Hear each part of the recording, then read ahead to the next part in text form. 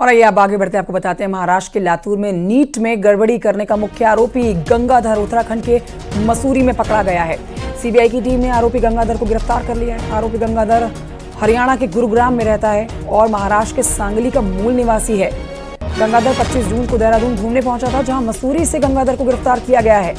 उससे सीबीआई पूछताछ कर रही है। लगातार एक के बाद एक गिरफ्तारी बेहद महत्वपूर्ण, लेकिन जो अब गिरफ्तारी हुई है उत्तराखंड के मसूरी से, ये बेहद महत्वपूर्ण गिरफ्तारी है क्योंकि ये मास्टरमाइंड बताया जा रहा है।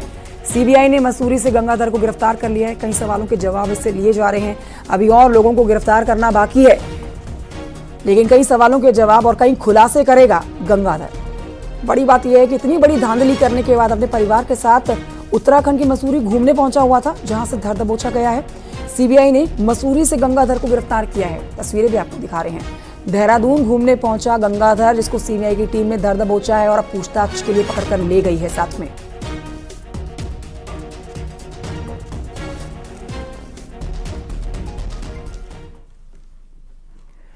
खबर लखनऊ से, जहां पर सॉल्वर के जरिए सिपाही भर्ती परीक्षा पास करने वाले अभ्यर्थियों पर एफआईआर दर्ज की गई है। 2018 की लिखित परीक्षा पास कर चुके 4 अभ्यर्थियों पर केस दर्ज किया गया है। लिखित परीक्षा पास कर चुके सभी अभ्यर्थियों को 17 जनवरी 2020 को पुलिस लाइन बुलाया गया था। जांच के दौरान हरियाणा सोनीपत के जयदीप और नीरज का बायोमेट्रिक मिलान नहीं हो सका था। परीक्षा के समय लिए गए फिंगरप्रिंट जांच में भिन्न पाए गए। गाजीपुर जिले के रमेश यादव, प्रवेश यादव की बायोमेट्रिक जांच कराई गई। चारों अभ्यर्थियों के आइरिस भी मैच नहीं हुए हैं। जांच में साफ हुआ है कि नीरज, जयदीप, रमेश और प्रवेश ने सॉल्वर की मदद से लिखित परीक्षा पास की थी। चारों के खिलाफ भर्ती बोर्ड में अब हुसैनगंज थाने में एफआईआर दर्ज कराई गई है।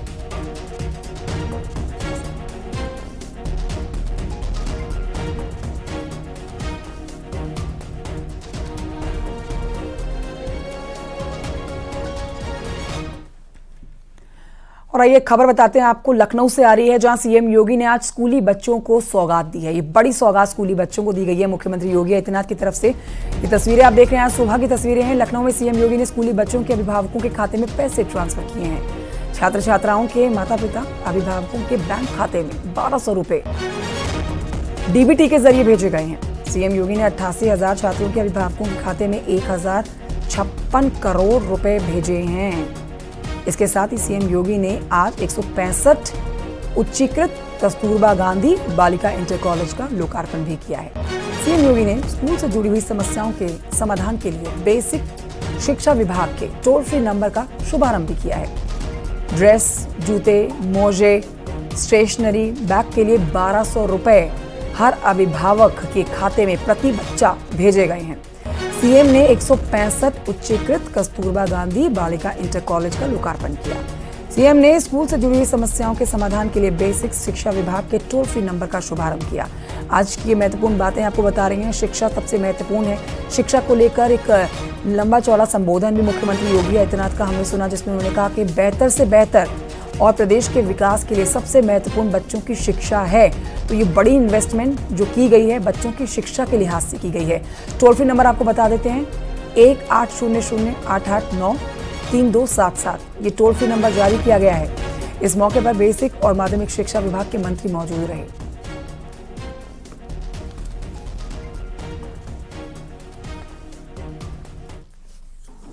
इन सम्मान के कार्यक्रमों के माध्यम से हम जहां अपनी प्रतिभाशाली मेधावी छात्र छात्राओं को सम्मानित करके वर्तमान जो नए पीढ़ी हमारी आ रही है उन लोगों के लिए उन्हें रोल मॉडल के रूप में प्रस्तुत कर रहे हैं कि अगर वे भी ऐसे ही परिश्रम करेंगे तो उन्हें भी ऐसे ही सम्मान प्राप्त होगा और ऐसे ही उन्हें आगे बढ़ने का अवसर प्राप्त होगा। हर स्तर पर उनकी पहुंच होगी। जीवन में किसी भी फील्ड में जाना हो, कहीं भी जाना हो, याद रखना परिश्रम का कोई विकल्प नहीं हो सकता है। कोई विकल्प नहीं हो सकता है। जीवन में शॉर्टकट का रास्ता अपनाने वाला व्यक्ति कभी भी अपनी मंजिल को प्राप्त नहीं कर सकता है। तात्कालिक रूप से भले उसको सफलता मिल जाए, लंबे समय तक नहीं प्राप्त कर सकता। और आगे बढ़ते आपको बताते हैं 14 जुलाई बीजेपी प्रदेश कार्य समिति की बैठक होनी है। बड़ी जानकारी आप तक पहुंचा रहे हैं। इस बैठक में बीजेपी के राष्ट्रीय अध्यक्ष जेपी नड्डा भी शामिल होंगे। 14 जुलाई को होने वाली इस बैठक को लेकर आज एक बेहद ही खास बैठक भूपेंद्र चौधरी ने की है और इस बैठक में कार्य समिति की बैठक को लेकर मंथन हुआ है। लखनऊ बीजेपी दफ्तर में हुई इस बैठक में महामंत्री संगठन धर्मपाल सिंह मौजूद रहे।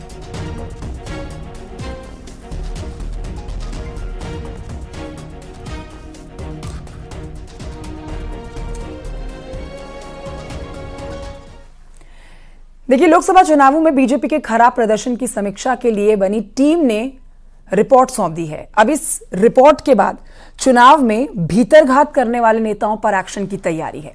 खबर है कि 2027 के विधानसभा चुनाव में 100 विधायकों के टिकट कट सकते हैं।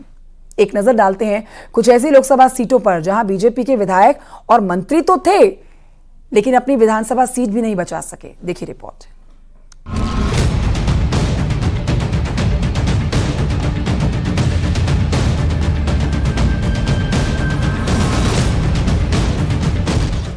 यूपी में बीजेपी ने जैसा सोचा था रिजल्ट वैसा नहीं रहा। मिशन 80 में जुटी बीजेपी ने सभी 80 सीटों को जीतने का दावा किया था, लेकिन बीजेपी महज 37 सीट पर ही सिमट कर रह गई। अब लोकसभा चुनाव में उत्तर प्रदेश में भारतीय जनता पार्टी ने खराब प्रदर्शन पर एक रिपोर्ट हाईकमान को भेजी है। इससे जुड़ी कुछ एक्सक्लूसिव जानकारी न्यूज़ 18 को मिली है, जिसमें दावा किया जा रहा है कि जिन विधायकों ने भीतरघात किया है उनके खिलाफ एक्शन लिया जाएगा। बीजेपी की स्पेशल टीम की समीक्षा रिपोर्ट आई। प्रदेश नेतृत्व को सौंपी गई समीक्षा रिपोर्ट। 100 विधायकों के टिकट काटेगी बीजेपी। भीतरघात करने वालों पर 2027 में एक्शन। लोकसभा चुनाव में दिखी विधायकों की निष्क्रियता। ऐसे विधायकों का ब्यौरा तैयार किया गया। खबर है कि लोकसभा चुनाव में भीतरघात करने वाले बीजेपी विधायक भी रडार पर हैं। आगामी विधानसभा चुनाव में करीब 100 बीजेपी विधायकों के टिकट कटने के आसार हैं। जातीय समीकरण पक्ष में होने के बावजूद कई विधायक अपनी ही सीट नहीं जीत पाए। हार की समीक्षा कर रही बीजेपी की स्पेशल टीम ने प्रदेश नेतृत्व को विस्तृत रिपोर्ट सौंपी है। रिपोर्ट में चौंकाने वाली जानकारी न्यूज़ 18 के पास में है। इसमें जो एक बिंदु है हार की जो वजह है, उसमें यह भी सामने आ रहा है कि उत्तर प्रदेश में जो भारतीय जनता पार्टी के विधायक हैं उन्होंने बेहतर तरीके से काम नहीं किया, भीतरघात किया और वो निष्क्रिय रहे और उन विधानसभा क्षेत्रों में भारतीय जनता पार्टी के लोकसभा के प्रत्याशी की करारी हार हुई। इसे लेकर भारतीय जनता पार्टी का प्रदेश नेतृत्व गंभीर है और ऐसे विधायकों की सूची पूरी तरीके से तैयार कर रहा है और उसमें यह तय माना जा रहा है कि 100 से ज्यादा विधायकों के उत्तर प्रदेश में 2027 में टिकट कटने तय माने जा रहे हैं। आपको बता दें कि साल 2022 में बीजेपी ने करीब 80 विधायकों के टिकट काटे थे। रिपोर्ट में इस बात का जिक्र भी है कि विधायकों ने लोकसभा कैंडिडेट के खिलाफ माहौल बनाया था। कई विधानसभाओं में विधायकों की निष्क्रियता से भी पार्टी को नुकसान पहुंचाया है। ऐसे विधायकों का पार्टी ने पूरा ब्यौरा तैयार कर लिया है। सहयोगी दलों ने भी विधायकों की भूमिका को लेकर अपनी रिपोर्ट दी है। दावा है कि साल 2027 के चुनाव में इन बातों को ध्यान में रखकर ही पार्टी टिकट बांटेगी। चुनाव में भीतरघात को लेकर प्रत्याशियों ने भी आवाज मुखर की थी। सर्व समाज का हमें आशीर्वाद मिला, सहयोग मिला। 4,85,000 के आसपास वोट मिला। जब सब देते हैं वोट तभी मिलता है इतना वोट। हम सबका आभार व्यक्त करते हैं, बिल्कुल। लेकिन ऐसे जयचंद और ऐसे आस्तीन के सांपों को भी पहचानना जरूरी है, जो अंदर घर में रहकर ही नुकसान पहुंचाने का काम करते हैं। सावधान रहना। दरअसल लोकसभा चुनाव में यूपी में कम सीटें मिलने पर बीजेपी ने समीक्षा के लिए स्पेशल 40 टीमें बनाई थी, जिसमें हारने वाली लोकसभा सीटों पर जाकर रिपोर्ट तैयार की गई है। इसके साथ ही कम वोट मिलने वाले जिलों में भी ये इस टीम ने समीक्षा की है। जमीन पर उतरकर बीजेपी की स्पेशल 40 ने सच जानने की कोशिश की है। इनमें कई मंत्री ऐसे हैं जो उत्तर प्रदेश सरकार में हैं, यानी कि जो विधायक उत्तर प्रदेश सरकार में मंत्री हैं और उनके क्षेत्र में भारतीय जनता पार्टी चुनाव हारी है बुरी तरीके से। ऐसे लोगों का आगामी जो मंत्रिमंडल का विस्तार होना है उसमें मंत्रिमंडल से भी पत्ता कट सकता है। कैमरामैन मनोज शाही के साथ संकेत निसार, न्यूज़ 18 लखनऊ।